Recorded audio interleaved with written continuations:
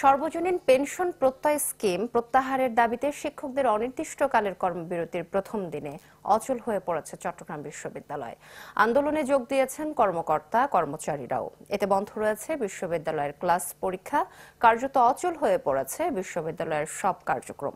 প্রত্যয় স্কিমের প্রজ্ঞাপন প্রত্যাহার, সুপার গ্রেডে বিশ্ববিদ্যালয়ের শিক্ষকদের অন্তর্ভুক্তি এবং শিক্ষকদের জন্য স্বতন্ত্র বেতন স্কেল প্রবর্তনের দাবিতে এই কর্মসূচি পালন করেছেন তারা। আর প্রত্যয় স্কিমের প্রজ্ঞাপন বাতিল চান কর্মকর্তা কর্মচারীরাও।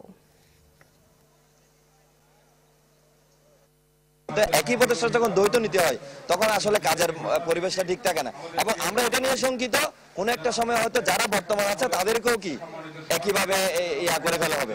এই স্কিমে যদি বিশ্ববিদ্যালয় শিক্ষকরা অন্তর্ভুক্ত হয়, তারা শুধু আর্থিকভাবে নয়, তারা মানসিকভাবেও কিন্তু ক্ষতিগ্রস্ত হবে। কারণ এই মানসিক যাতনা নিয়ে কখনো কিন্তু শিক্ষা কার্যক্রম চালানো যায় না, জ্ঞান বিতরণ করা যায় না, জ্ঞান সৃজন করা যায় না, গবেষণা করা যায় না, এবং সেজন্যই কিন্তু আমরা এটার বিরোধিতা করেছি। নগদের কাছে সব গ্রাহকই প্রিয়, তাই তো সারা দেশে ক্যাশ আউট চার্জ সবচেয়ে কম। চট্টগ্রাম বিশ্ববিদ্যালয়ের খবর জানাতে সরাসরি যোগ দিচ্ছেন সহকর্মী এমদাদুল হক। এমদাদ।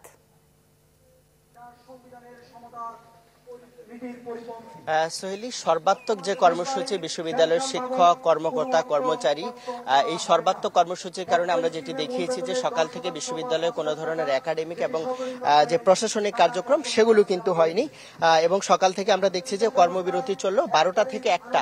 এই সময়ে কিন্তু আসলে তারা সর্বাত্মক তারা কর্মসূচি পালন করেছেন, অবস্থান কর্মসূচি পালন করেছেন, এবং এখন বিশ্ববিদ্যালয়ের যারা কর্মকর্তা কর্মচারী এবং যে যৌথভাবে তারা আসলে যে পরবর্তীতে কি করবেন সেটির একটি যৌথ একটি কর্মসূচি ঘোষণা করছেন। আমরা একটু এই বিষয়ে একটু জানতে চাই যে তারা যৌথভাবে আসলে কি কর্মসূচিটি ঘোষণা করছেন। উক্ত সর্বজনীন পেনশনের সংক্রান্ত বৈষম্যমূলক প্রজ্ঞাপন প্রত্যাহার, প্রত্যয় স্কিম হতে পাবলিক বিশ্ববিদ্যালয় সমূহে অন্তর্ভুক্তি প্রত্যাহার ও প্রণীতব্য অভিন্ন নীতিমালা বাতিলের দাবিতে আগামী 2/7/2024 তারিখ হতে দাবি আদায় না হওয়া পর্যন্ত অনির্দিষ্টকালের জন্য কর্মবিরতি ও অবস্থান কর্মসূচি ঘোষণা করা হলো।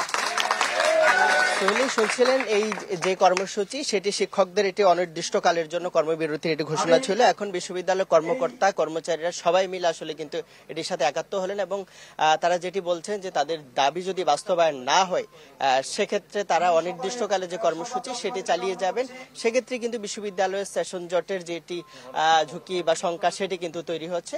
এমন বাস্তবতা আসলে খুব দ্রুত এটির যদি একটি সমাধান না হয় সেক্ষেত্রে আসলে পুরো শিক্ষা ব্যবস্থায় এটি নেতিবাচক প্রভাব পড়বে, এমনটি কিন্তু আসলে সবাই ধারণা করছে। এমদাদ, ধন্যবাদ আপনাকে। দর্শক, চট্টগ্রাম বিশ্ববিদ্যালয়ের শিক্ষকদের অনির্দিষ্টকালের কর্মবিরতি নিয়ে বিস্তারিত জানাচ্ছিলেন সহকর্মী এমদাদুল হক।